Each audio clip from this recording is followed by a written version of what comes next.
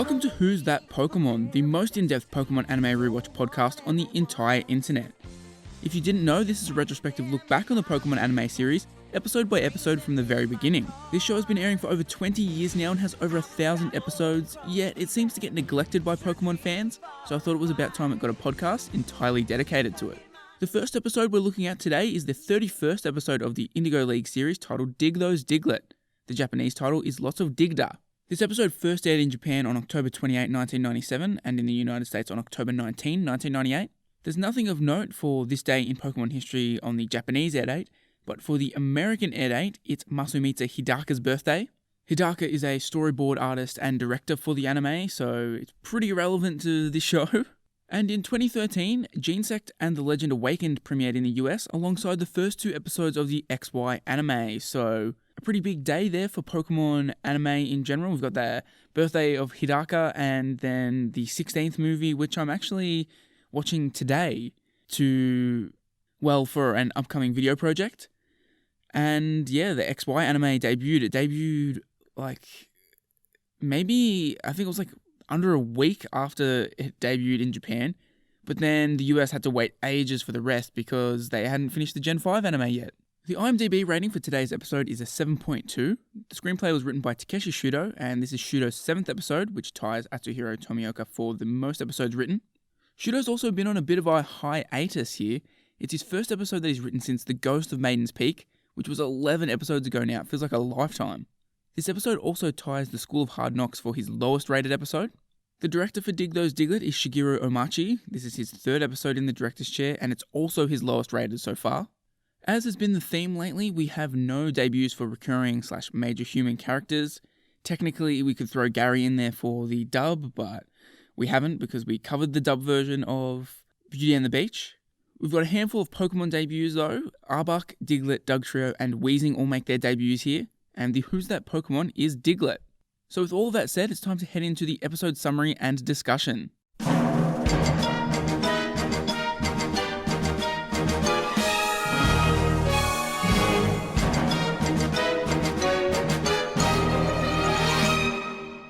Ash and his friends are travelling on a pathway through some mountains to get to the Fuchsia Gym.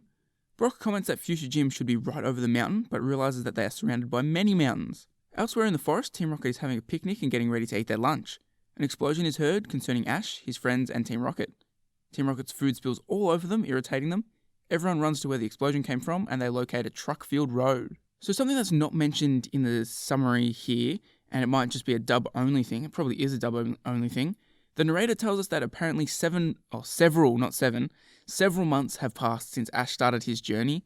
So we get not a definitive timestamp on how long he's been on his journey, but we do get a mention of the passage of time, which is something they do kind of infrequently as the anime first began, and they eventually sort of stopped when they realized they weren't going to be making Ash, have birthdays and age up. He was going to stay a kid forever. So they sort of made the wise decision to stop mentioning that the passage of time is happening. I also thought the gang's conversation in the opening scene made it seem like they've been wandering Kanto aimlessly, sort of with no purpose, until this very moment when Ash says, "You know what, I want to get my next badge," and Brock suggests they go to Fuchsia. It's so weird that the way they had the conversation makes it seem like they'd just been walking with no idea where they sort of wanted to end up. It's just really strange strategy to travel the region, especially because that Ash is traveling the region specifically to get gym badges. We've also got a dub edit here when Team Rocket are shown. Jessie and James have their picnic set up, and Jessie says that she's having Chinese food when she's really having a Japanese curry. And James says he'll have tea and crumpets, pouring the tea into a bowl containing his supposed crumpets, when he's actually having ochazuke. Again, I should probably look up my pronunciations before I do this, but it's sort of like a Japanese style tea sort of drink, I think. I did actually look it up, I just didn't look up the pronunciation. So the edit for James isn't too bad. I guess the crumpets bit is kind of weird. And same with Jessie, I guess. It's not the worst covering up of a Japanese food reference here. It's a lot better than jelly donuts. And I think as a kid, you probably wouldn't have batted an eye at them saying that they're having Chinese food and tea and crumpets. It's also worth mentioning here that this is Nathan Price's last ever episode as Meowth. This is his send-off before Maddie Blaustein takes over. And finally, I thought the animation on the trucks rolling in was extremely lazy. It's literally just one static image of a bunch of trucks on a road with some sound effects over it. I thought that was super lazy from the animation team. A large rock falls from the wall and holes in the ground causes a multi-truck pileup. Pikachu hears Pokemon saying Diglett over and over from underneath the ground. Meowth watches from above as a Diglett pops out of the ground. As Pikachu runs over to greet it, Diglett suddenly goes back underground. Ash and his friends rush to a hysteric foreman's side as he tells them to look at the Diglett in the distance. The Diglett are popping in and out of the ground. When Misty comments that they are very cute, the foreman yells at her and says that they are preventing them from building a dam. Ash scans Diglett with his Pokédex, which says that people can recognize their movement from the upturned earth. Ash then comments that he doesn't see any upturned earth. The foreman says that's because the ground is covered with concrete, but if they look closely, they can see movement. The foreman says that they may not be able to achieve their dream of building the Guyver Dam. Are you alright? It's the Diglett! They're destroying everything! The Diglett? See, they're right over there!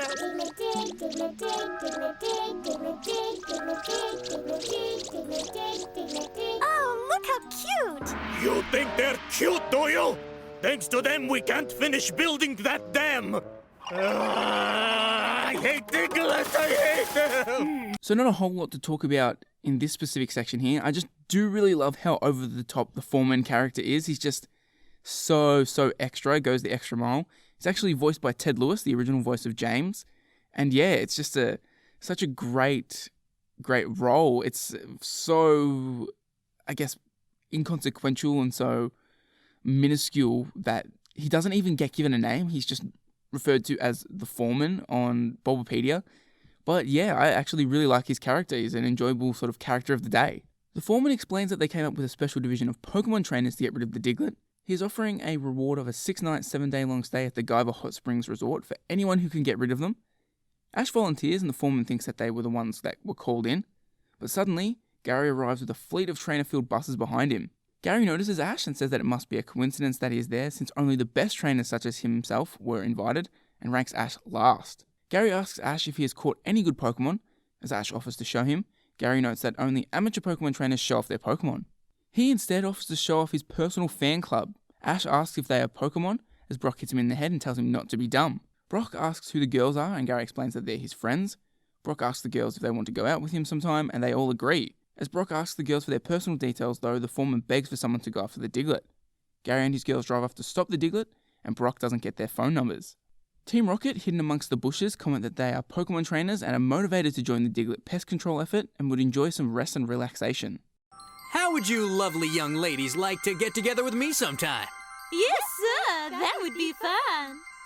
Yes, sir. Brock's over the hill already. Okay, so they think I'm an old man, but I don't care. I'm desperate.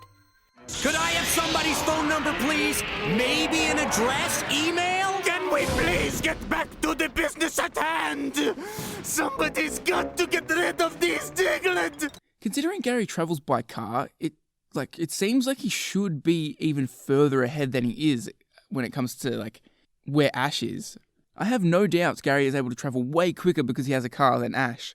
And I guess maybe Gary encounters some issues. It seems like Brock, Misty, and Ash need to walk through a whole lot of forests and mountains and that sort of thing where you maybe couldn't get a car. So potentially Gary is having to sort of abandon his car quite often, maybe. So that would kind of explain it, I'd say. But then again, it would seem kind of silly that some cities weren't accessible by car, so I don't know. I just like to think that Gary should be way ahead. Gary also makes a very small reference to the mystery palette trainers here. Go check out my video, another shameless plug for the video, where I examine everything surrounding the palette trainers, except for this episode. There's actually no mention online that Gary talks about the mystery trainers in this episode, so I was actually shocked when I turned it on and he mentioned that there were 2 other trainers. But the reference, it's very minuscule. He just says that Ash was the 4th best trainer from Palette, and he was also the 4th to leave home. So, yeah, it's not much, but it is interesting to note that there's another reference to those trainers outside of the ones that I talked about in the video. As usual, Brock is super horny here, but it also seems like Gary's cheerleaders kind of dig him. It's It's something we haven't seen at all so far in the anime. We've never really seen any girl take Brock up on his advances, but apparently Gary has a whole tribe that are just completely smitten by Brock, or at least not completely turned off by him. And just before I move on, I think Team Rocket have been really, really weird in this episode. I don't really know how to properly explain it, because there's not sort of one thing or one line you can point to, but it's just their interactions with one another feel sort of strange in this episode. It felt just kind of off, but something I couldn't quite place my finger on. The foreman addresses the Pokemon trainers. Ash comments that there are a lot of trainers, and the foreman yells to him to listen and to not talk. Ash doesn't like that he didn't call him by name. He calls himself the loser of Pallet Town and breaks down. Brock tells him not to get worked up about Gary and that he can still catch up to him. Team Rocket watches on from a ledge and notices the large number of trainers and realizes that they could steal their Pokemon. Though with only Coughing and Ekans they would be outnumbered, Jessie discredits the idea of a sneak attack and they settle on another plan, the principle of induced evolution. How can we possibly defeat all those Pokemon when all we've got are... Ekans. and Coughing? Coughing! Oh. Another sneak attack. They've never worked in the past, have they? No. How about Plan B? You know what this would mean. Let's try it. It's the principle of induced evolution. Coughing! It's really baffling why Jessie and James, if they can just, they believe that they can just induce evolution. Why didn't they just decide to try why did they just decide now to evolve their Pokemon?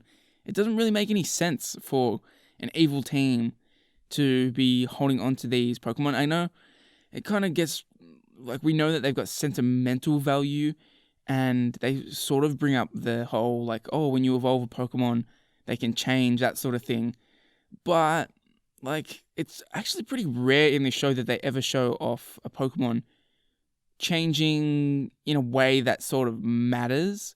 They do have slight personality changes when they evolve, but they're never, completely drastic, except for, cases where, sort of, with Ash having his Charmander evolve into Charmeleon and Charizard, that did have a personality change, although it doesn't have any personality change from Charmeleon to Charizard, so, yeah, it's something that they always bring up in the show, but we never actually see it a lot. The foreman shows a large pull-down sheet that has a no Diglett picture on it. He calls Diglett a great parasitic bug Pokemon, but Gary corrects him, saying that Diglett is called the mole Pokemon. The foreman says that they may be small, but in large numbers they can be very destructive. He sees that the Diglett are coming as they take down a bus. Gary confidently steps forward, and with his cheerleader support, he throws his Pokeball to bring out a Pokemon to battle the Diglett. However, the Pokemon refuses to come out of its Pokeball, and a Diglett brings the Pokeball back to Gary. Gary thanks the Diglett, but realizes that it wasn't supposed to happen this way. Gary then throws another Pokeball, which contains his strongest Pokemon, though it too refuses to leave. Good God, Gary correcting the foreman that Diglett isn't a bug type is such a dweeb moment. He full hits him with the, actually, it's called the mole Pokemon, not the bug Pokemon. Such a just an absolute, it actually did a good job in making me hate Gary. You little fucking dweeb. It makes it even worse because the foreman was calling it a parasite. He wasn't literally referring to it as a bug type Pokemon. It's just, Also, Gary being unable to send out a Pokemon is such a tease. I really loved this sort of setup because we have no idea what his team consists of at the moment. We know he has a starter Pokemon. We don't know which one it is. And so he just teases his whole team here, and we don't get to see a single one of them. It's actually really well done, I think. So I'd say it's pretty well known that Pokemon can choose whether or not to come out of their Pokeball, which is, I guess, sort of pretty well demonstrated by Psyduck, which we actually get the first example of Psyduck doing that in the next episode. Wobbuffet, those sort of comedic Pokemon. However, this is actually the only instance where the Pokemon refuses to exit its Pokeball as opposed to sending itself out whenever it feels like it. So yeah, this is the only time we've ever seen a Pokemon refuse to come out apparently, and look, it surprises me because that could actually make for a kind of cool story. It surprises me, Charizard didn't ever refuse to to come out of the ball, something like that. In frustration, Gary throws all of his Pokeballs as the foreman begs for someone to get rid of the Diglett. Everyone else throws their Pokeballs, but the Diglett give them back to the trainers. Misty comments that at least the Diglett are polite, as Brock adds that they are also unstoppable. Ash decides to use his Squirtle to face the Diglett. Pikachu tries to stop Ash, but he had already thrown the Pokeball. Squirtle also refuses to come out of its Pokeball, and Pikachu nods to inform Ash that the Pokemon don't want to battle. The foreman tries to hit the Diglett with a mallet, but Gary says it won't work since the Diglett are really fast. Ash says that Gary must have really been studying, as Gary replies that he has, unlike Ash. Gary sees wasting any effort here as pointless and drives away in his car. Ash says that he doesn't like him, and Brock is never able to get the girls' phone numbers. I, on the other hand, must continue my journey to become a Pokemon Master. Hasta la vista, Poke people! Come on, fans, get in the car and let's hit the road, shall we? Good luck! I don't like him. Girls, those numbers? So I've got a piece of trivia here that actually I really like. When all of the trainers are attempting to send out their Pokemon, one of the trainers can be heard trying to send out a Porygon, which, I don't know, I found really cool.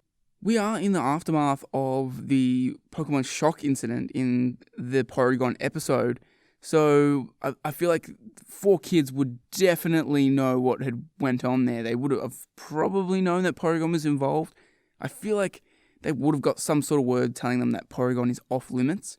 But yeah, there's a mention of Porygon here.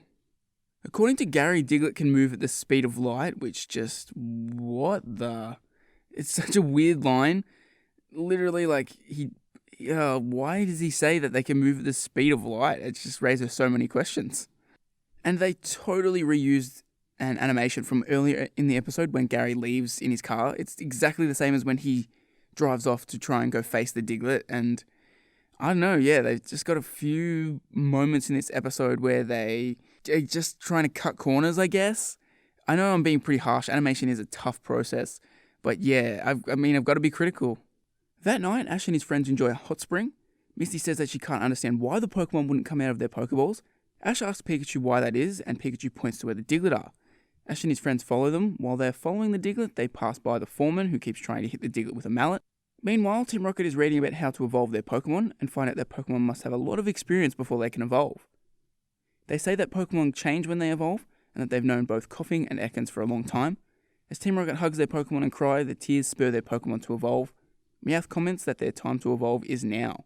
I really dislike the mention of experience points here. I've always hated any reference to experience points or levels to try and, I guess, make the show similar to the games in that way.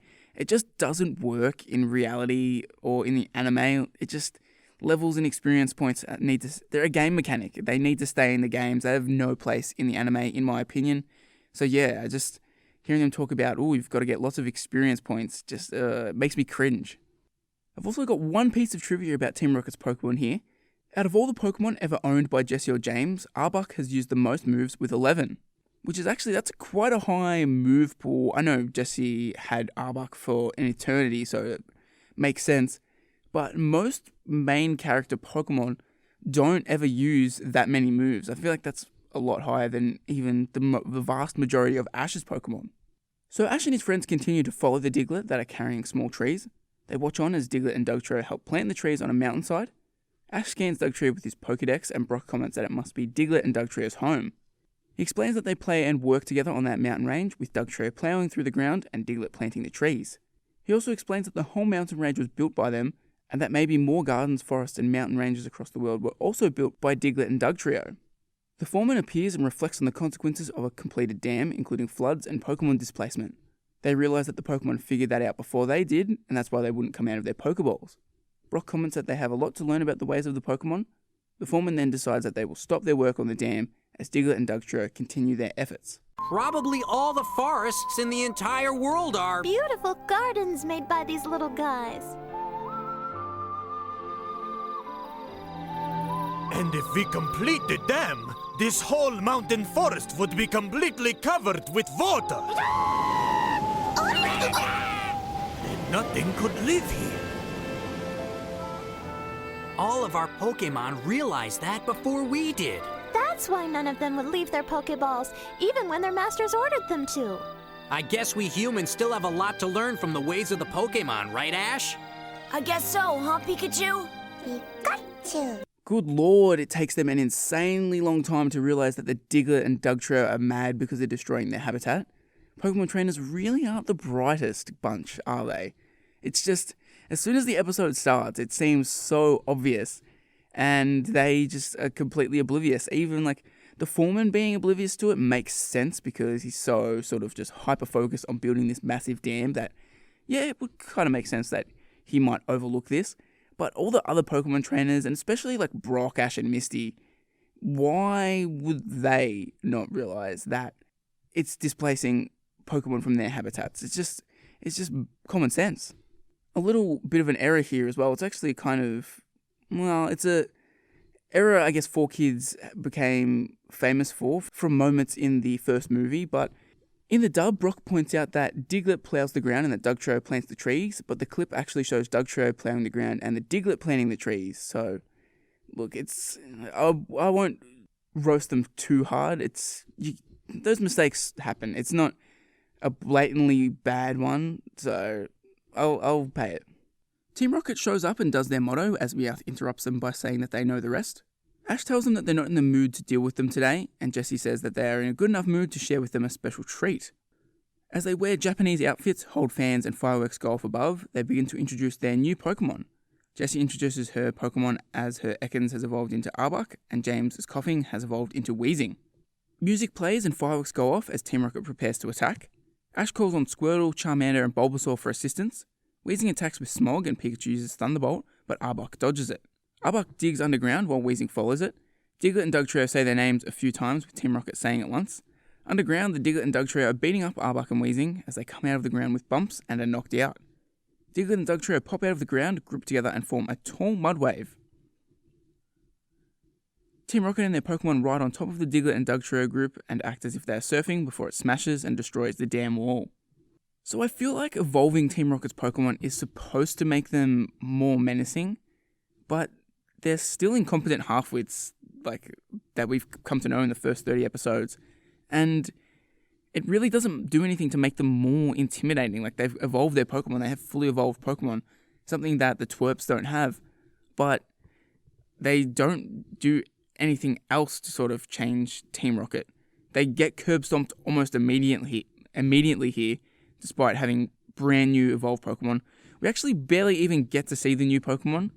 Like, going back to that summary, what do we get to see them do? There's a Smog attack from Wheezing, Arbok uses Dig, and that's it. It's a really, really poor way to introduce these new Pokemon. You would think that they get a bit of a spotlight in this episode. We get to see sort of the new things that they can do. Maybe actually have them put Ash on the ropes a little bit because he's caught off guard by their new Pokemon. Just give them something to... I know they're a comedic team, but at least give them something to be worried about and treat them as a threat when they show up as the antagonists. After dispatching of them, Ash and Misty comment that Team Rocket never do learn their lesson. The foreman states that he definitely has learned his lesson, to which Ash replies that their stay wasn't a waste after all. Brock points out that Fuchsia City is just over the mountains. Team Rocket comes out of the ground as a sign falls on their head, which reads that the dam project is now cancelled, much to their disappointment. The following day, Ash and his friends head off towards the Fuchsia gym. And so the Diglett and Dug trio were left in peace, and everybody learned that when you do a little digging, you can find something good wherever you look.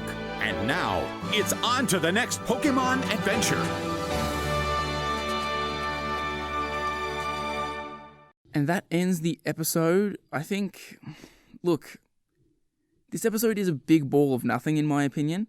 It's extremely middle of the road, and yeah, I just don't really vibe with it a whole lot. It's not doing anything egregiously bad, but yeah, it just does nothing to really capture my attention or imagination. It is kind of nice to get a little update on Gary's adventure, and the tease of seeing his Pokemon is kind of cool. We did, even if we take into account, let's pretend Beauty and the Beach did air in when it was supposed to in English-speaking countries, that's still only the second time that we had seen Gary, and now this is the third time. So we haven't had a whole lot of updates, and it's nice to, just check in with him again. Remember that he exists outside of Professor Oak just sort of mentioning his name, so I do like that. Plus, the slight development for Team Rocket is nice, but it's ultimately pointless when they're just defeated as easily as usual, even easier than usual, I'd say. It just kind of feels like nothing or hardly anything even happens in this episode, even when you just focus on the Diglett storyline. There's really not a whole lot that happens when it comes to the main storyline. It's, very uneventful and honestly forgettable episode. How many people could answer from memory that this is the episode where Jesse and James evolve their Ekans and Coughing? Like, I definitely wouldn't have been able to. I don't think I would have jumped to this episode either. I'm pretty sure the only reason I ever remembered this episode from when I was a kid is because of Gary. So, yeah, I don't hate it. It's fine. It's a perfectly fine episode, but it does nothing to really stand out from the crowd. We've got a few major events to recap here. Ash learns that the next gym is the Fuchsia gym. Jesse's Ekans evolves into Arbok. James's Coughing evolves into Wheezing. And Misty and Brock meet Gary for the first time. Technically for the dub, but not really. Ash Ketchum's win-loss record is still at 6 wins and 5 losses, and he's on a 3-win streak. With all that said, it's time to go to our question of the episode.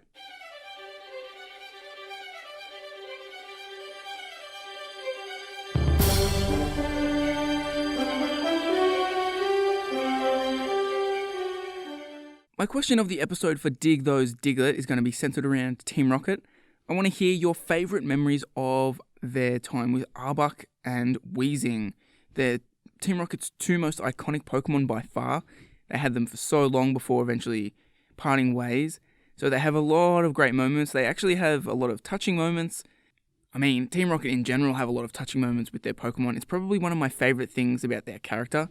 I've mentioned before that I get sort of tired by their comedic shtick, and it gets a little bit repetitive, but always when they have those episodes that tug on the heartstrings, they're always really well done, and they go a long way in making you feel for their actual characters.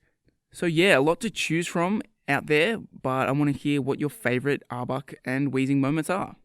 So as you jump over to the YouTube video to leave a comment and answer for that question, it's time for us to jump into our second episode of the week. Our second episode for today is the 31st episode of the Indigo League series titled The Ninja Poke-Showdown. In Japan, the episode was titled Sekichiku Ninja Showdown, which the first word of that title, I believe, is just Fuchsia in Japanese. This episode aired on November 4, 1997 in Japan and on October 20, 1998 in the United States. This episode was banned in, you guessed it, South Korea, likely because of the references to Japanese culture. We also have parts of this episode being reanimated and used for flashback material for, you guessed it, the fires of a Red Hot reunion. It honestly feels like almost every episode I'm bringing up a flashback from the fires of a Red Hot reunion. I guess it's a pretty significant episode in the franchise's history with how much it sort of references other things. So we have nothing of note on this day in history for either of the air dates. The IMDb rating for this episode was a 7.7, which has really jumped up from the recent episodes, which have all just hovered around at like a 7.2 or 7.3. This one is significantly higher. The screenplay was written by Yukiyoshi Ohashi, which it's his 6th episode written for the show. And the director is Kyotaka Itani, and this is his 5th episode directed. We finally have some major human character debuts here. We get the debut of Aya and Koga.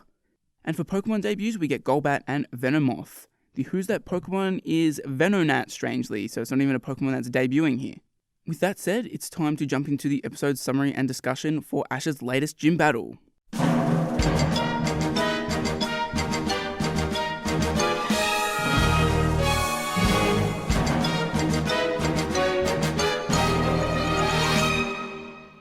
Ash, Misty and Brock find themselves lost in a forest en route to the Fuchsia gym and decide to take a break by a waterfall. Brock brushes Vulpix and comments on its wonderful hair, while Psyduck takes a sip of water. Misty tells Psyduck that drinking cold water will only make its headache worse, but Psyduck responds with a blank stare, which angers her. She then asks Brock if he would like to trade Vulpix for Psyduck, though he refuses. As they head off for the gym, a Venonat watches from the trees. As our heroes travel toward their next adventure at the Fuchsia gym, they pass through a deep forest where they find themselves... I think it's that way! ...completely lost. Well, let's get going. I gotta get to that Fuchsia gym and win another badge. Wait a minute, let's wait for Psyduck. Sorry. Psyduck, cold water can make a headache even worse. Sorry. Sometimes I just look at that Psyduck face and I get a headache. Seriously, every episode starting off with the gang being lost is starting to border on self-parody at this point. They're pretty much starting every episode with them being lost in a forest, which also adds on to a second point that I have where there's just so much walking through nondescript forest. It's pretty bland and boring. Like, 30-odd episodes in, it's starting to get tiresome. Like, there's almost never anything sort of unique to separate these forests from, like, one another. The one rare time I can think of where the forest is actually kind of different and unique is when they arrive in Saffron and the forest is all really kind of spooky and mysterious. The mention of Susie here from Brock is actually kind of nice. I wasn't expecting him to ever mention Susie again until the episode where she returned, so appreciate that. As Ash and his friends continue walking, they end up at an odd-looking mansion where they stop to ask directions, though it appears to be deserted. Misty leans against a wall and falls through it. Brock knocks on the wall and it's revealed to be a secret door in which they quickly locate Misty. Suddenly, the same Venonat that was spying on them before appears. It hops away, so they decide to follow it. However, Ash runs into a series of small mishaps, such as being electrocuted by a Voltorb, colliding into an invisible wall, and nearly falling off a ledge because of a wall trap. He's then pinned to a wall by several throwing stars. A girl who identifies herself as Ninja Warrior Aya jumps from the ceiling. Though Ash and Misty criticise Aya's dangerous traps, Brock is smitten and compliments Aya's outfit. However, she slaps his hand away and pushes him to the ground before claiming that she will not let the group go until she and Ash have a battle. He accepts the one-on-one match. A lot going on here. I think the design of the Fuchsia gym is so cool. I think they sort of designed it this way because they don't want you to immediately know that it's the Fuchsia gym. But seeing sort of an old, traditional Japanese style building used for the gym, it's really cool and really unique. Also, you may have picked up on this, the gym is actually not located in Fuchsia City as it is in the games. We actually don't see Fuchsia City in the anime until almost 400 episodes later in Time Warp Heals All Wounds. It's actually something I wasn't aware of. I didn't have the strongest memory of this episode, so I thought maybe Fuchsia was designed to be real sort of rural looking. But yeah, we don't see the inside of Fuchsia City until 400 episodes later. I need to see what the Safari Zone episode does. I feel like surely they are in Fuchsia City for that, but the Safari Zone episode doesn't happen for a little bit. It's actually kind of wild that they don't go there. You would imagine that they would, especially with the fact that they kind of return there to go to the Safari Zone. So yeah, I wouldn't have picked that as being a thing, but yeah, apparently it is. While I do like the design of the gym, I am very confused as to why Koga needed to make his gym a literal death trap. There are many times where Ash could have just straight up died here, so why is this necessary to do this to trainers who are coming to just battle you? I will admit, Ash walking into the first invisible wall, getting angry, turning around to leave, and then walking into a second invisible wall is just so funny. It's a pretty basic gag, but it elicited a much bigger laugh than I'd care to admit. We also hear Brock refer to Vulpix as my Vulpix here, and it's kind of weird hearing him say that because as far as we know, he's just sort of taking care of it. But yeah, he's referring it to as his Vulpix. And Aya seems like an absolute asshole for no reason. She's just trying to kill these kids for really no good reason, just because she wants to be a cool ninja. It's just really, really weird. Aya's voice actress is series veteran Lisa Ortiz. I believe she's the voice director still on the show. She's still involved in the show, but yeah, I think her official capacity is voice director, or her main title. She still does voices, I believe. I don't think she's stepped away from doing that, but yeah, she's here as the voice of Aya. You'd also be forgiven for assuming that because Aya is an anime-only creation, this would be her only appearance in the show, but you'd actually be wrong. To my surprise, she actually reappears roughly 140 episodes later in Ariados Amigos as a main character. It's such a strange and obscure callback to make. It's not something I would have ever picked.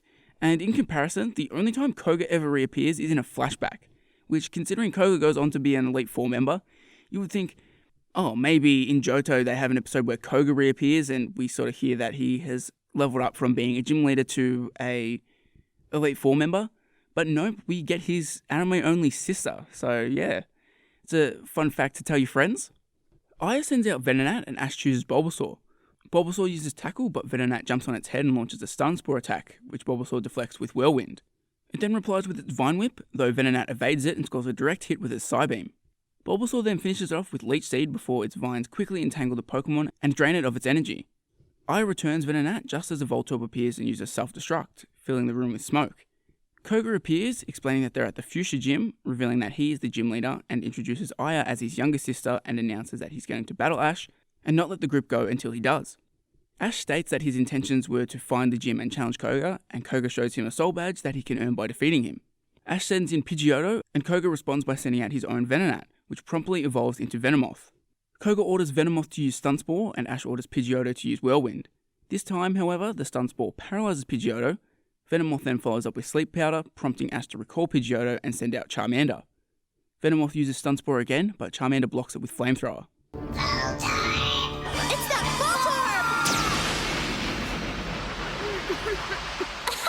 Voltorb! You've still got a lot to learn, Aya.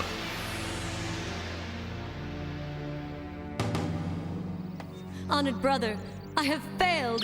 You're Aya's older brother? My name is Brock. You sure have a very nice sister. It's a pleasure to meet you. This is no time to kiss up, Brock! None of you will be permitted to leave this venerable mansion unless you do battle with me. Who are you? I am Koga, the Pokemon Master of the Fuchsia Gym. Again, this is another gym episode where the bulk of the episode is taken up by everything except for a gym battle. We get so much walking around the Fuchsia Gym and then even a battle with Aya before we get to the battle with Koga. And this sort of thing happening in basically every gym episode sort of makes me believe that they had no faith in their ability to write compelling battles at this point in time. Or maybe they just didn't have a lot of faith in the animation to sort of, I guess, bring their ideas to life yet. So they're sort of playing it safe. And I can sort of understand that, but it's annoying that a whole region sort of gets wasted without having any sort of epic battles. I think if we're sort of like analysing all of the gym battles, the only real gym battle that stands out is the one with Blaine, with Charizard and Magma going at it, because this is his 6th gym badge, and we really haven't had any great battles. We will get Blaine, but then when we go to Viridian, Ash doesn't face Giovanni, he faces Jesse and James, which I don't really remember that specific battle so much, but considering it's a Team Rocket fight, I'm not expecting a whole lot.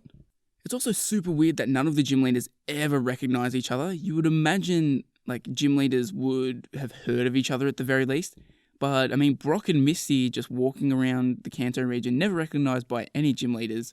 They don't recognize Koga. It's just, it doesn't seem like this system is set up very well. It's sort of shrouded in mystery. Ash must have the worst luck in the world because it seems like every gym leader just happens to have a Pokemon right on the cusp of evolving every time they face Ash. It happened with Sabrina evolving her Abra, and it happened here with Venonat going to Venomoth. It always seems like Ash is going to have a super easy battle, and then bang, they just have an evolution, and it's a much tougher battle from there on out. Just needed to sneak in that Pidgeot always stays taking L's, just absolute loser of a Pokemon.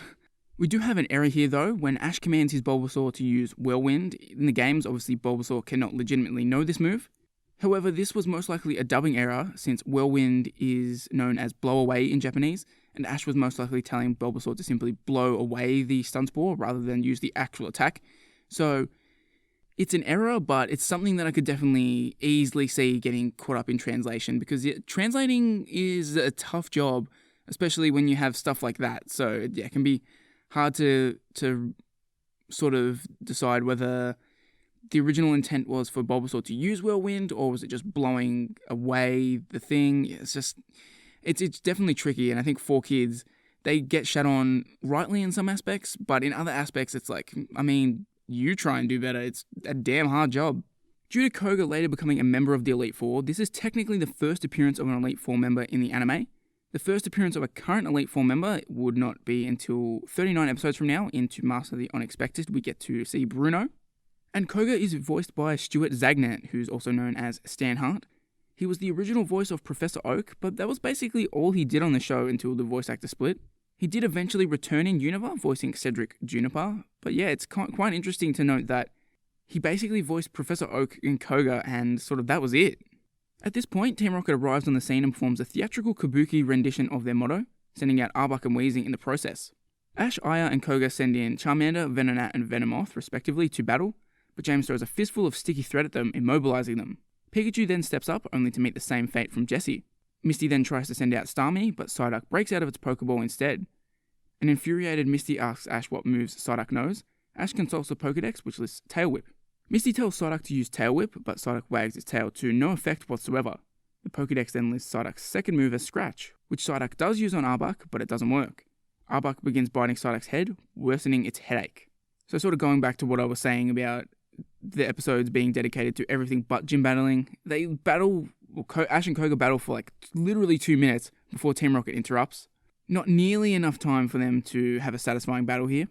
Jessie and James having random Spider-Man web shooter abilities I did think was a little bit strange, just sort of came from nowhere. I guess they wanted to play into the ninja theme, but it does seem a little bit random. And with Team Rocket showing up here, it's time to talk about Maddie Blaustein. This is her first episode as Meowth.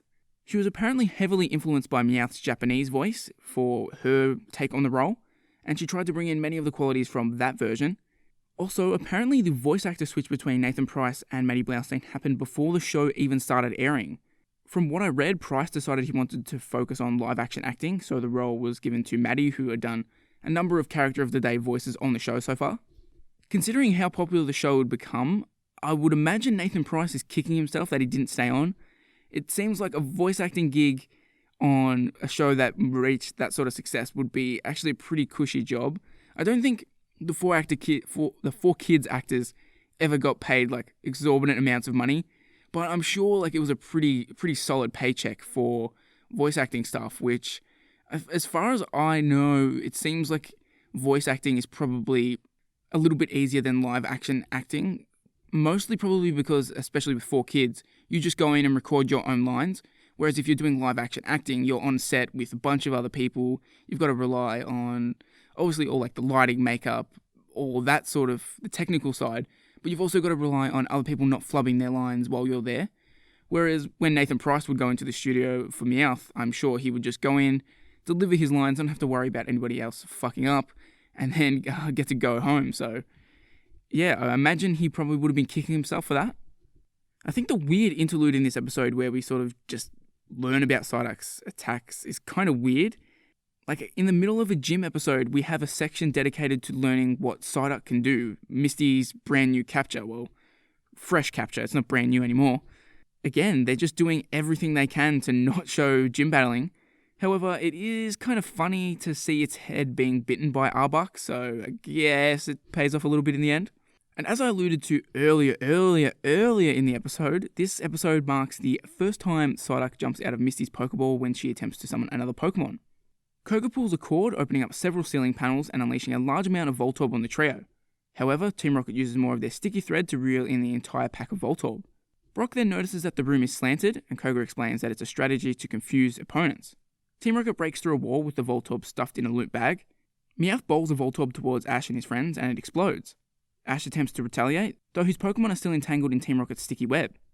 When Psyduck runs frantically through the scene, Meowth hits Psyduck out of the way, agitated by its chaotic behaviour. At that moment, Psyduck uses a variety of psychic powers to freeze Team Rocket, blast them off, and remove the sticky gunk from Venonat, Venomoth, Charmander, and Pikachu. Ash's Pokedex chimes in, identifying Psyduck's third and fourth attacks as Disable and Confusion. Koga and Aya both offer to trade for Psyduck, but Misty declines, saying she wouldn't trade Psyduck for the world. What's happening?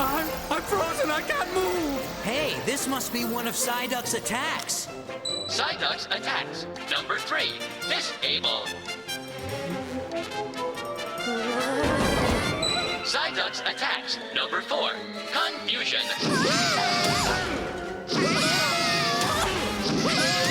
Psyduck's attacks are pretty good. Yeah! You're right. Ah, this place looks a lot nicer from the air. And it also looks like Team Rocket's blasting off again! So I did kind of talk down on this Psyduck interlude, but it is kind of cool to finally see Psyduck successfully beat someone up. It gives us that sort of gentle giant vibe where like it's sort of innocent most of the time, but you eventually push it to the edge and it absolutely it's basically unstoppable. That's sort of the way they play it up. Like if Psyduck was able to do this all the time, it would probably be like Misty's strongest Pokemon. And while it is shown to be pretty strong, why on earth does Koga want to trade for Psyduck? He is a poison type gym leader. Why are you trying to trade for this duck? I guess it is similar to the games where every trainer in Koga's gym refuses to use a goddamn poison type. If you want to see me complain about this more in depth, check out my Pokemon Red and Blue review and my Pokemon Yellow review, where I talk at length about how much I hate the Fuchsia gym and how much I hate Koga in those games. It's just, I don't have enough time in this podcast to properly dedicate to how much I dislike that gym. Ash and Koga resume their battle outside. Koga's Golbat makes the first move, swooping on Ash's Charmander with a wing attack. Charmander keeps Golbat away with its Ember attack, though Koga responds with Screech. Despite the high-frequency sounds, Charmander launches a series of flamethrower attacks, burning Brock's face and Golbat's wing in the process. Charmander then wins the battle with an intense fire spin. Koga promptly gives Ash a Soul Badge in recognition of Charmander's battle skill alongside Psyduck's efforts for saving the gym and his Voltorb from Team Rocket, and the trio then goes on their way. This Soul Badge rightfully belongs to you. A Soul Badge! All right! We both have got a lot to learn about battle. We will now train even harder, Aya. Yes, brother. Yes! I got a Soul Badge! All right! Woohoo! So after earning a Soul Badge, our heroes continue along on their Pokemon journey. So not a whole lot to say about the ending of the battle. It's as quick as it sounds. It's over in the blink of an eye. I do think the animation is pretty rough during this final battle, which again probably plays into the fact that they are trying to hide their animation, sort of not being able to carry a battle at the moment. So yeah, they're kind of hiding it. But yeah, that brings the episode to a close. What are my thoughts here? As usual, there's not nearly enough focus on the battling for a gym episode, as I've sort of mentioned to death at this point. Every gym badge seems to devolve into being entirely about something else at this point, and it is starting to really frustrate me. I'm glad that the 7th gym actually features a lot of battling, and even I guess the 8th gym is pretty much focused on battling, and you don't really have the threat of Team Rocket interrupting in that one, because Team Rocket is the gym battle, so I guess that's nice. When we do get to the battling here, it's either extremely brief or extremely basic. I do get that we're at the beginning of the show, so they probably still don't know what they're doing entirely, but damn, the gym episodes have actually been some of my least favourite episodes so far. Again, this episode is not egregiously bad. It's probably a step down from Dig Those Diglett, I would say. But yeah, it's just not. It doesn't fulfill its potential, and it sucks to see that all of Kanto is sort of plagued by this. We've got quite a lot of major events here. Ash and his friends arrive at the Fuchsia gym and meet the gym leader Koga and his sister Aya. Ash's Bulbasaur is revealed to know Leech Seed. Ash challenges Koga to a gym battle, but the battle is interrupted by Team Rocket. Misty Psyduck battles for the first time and is revealed to know Tail Whip, Scratch, Disable, and Confusion. Ash's Charmander is revealed to know Ember and Fire Spin, and Ash continues his battle with Koga and wins, earning a Soul Badge. That means we have an update to Ash Ketchum's win-loss record. It's now at 7 wins and 5 losses. He's on a 4-win streak. Ash is really building some momentum here. We might actually make a Pokemon Mastery out of him yet. And look, he's actually unlucky to not be 8 wins and 5 losses, because he was definitely going to beat Aya, I think, before Koga interrupted, so he's doing quite well for himself. I didn't think he was going to turn it around so soon, but here we are, and look, I'm going to basically assume that there's going to be almost no battling until he gets to the 7th gym, which is, having a quick look at the schedule here, it's probably going to be like 20 episodes. I'm sure he'll have maybe 1 or 2 battles in between now and then, but yeah, not expecting a whole lot, but hey, he's got a positive win-loss record. That's something, I guess. With that said, it's time to jump into another round of Pokemail.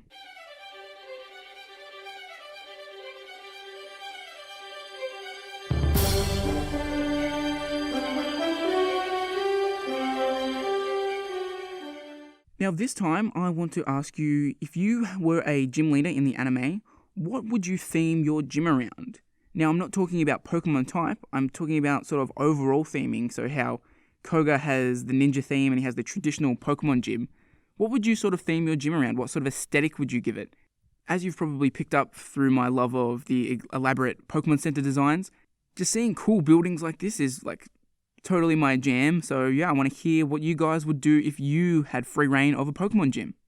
But that brings us to the end of the episode. Thanks for listening to Who's That Pokemon? I hope you enjoyed the show. If you're not subscribed to the podcast, you can find us on Apple Podcasts, Spotify, Stitcher, YouTube, and pretty much any podcast service out there. If I'm not on a podcast service, hit me up and I'll add it there. You can also find the show on Twitter at Who's That PKMN Pod to keep up with the latest updates for the show, and I'm on Twitter as @SourceMarlow. You can also check out my YouTube channel, WTP Productions. You'll find all sorts of content there. It covers the games, anime, everything in between. I'm currently working on a couple of list videos to rank the entire franchise of Pokemon films. I'm trying to get that done so it can lead into the release of Mewtwo Strikes Back Evolution on Netflix. It's creeping up on us quite soon. So I want to get that done so that when Mewtwo Strikes Back Evolution drops, I can do a review of that as well. So keep your eye out for that. But that's all for this episode. I hope you join me again next time as I take a look back at the Flame Pokemonathon and the Kangaskhan Kid. These are two pretty forgettable episodes and, almost certainly count as filler episodes. The only notable thing in each episode is that 2 Pokemon are revealed to know some moves for the first time. Will these be a train wreck, or are they actually a couple of hidden gems?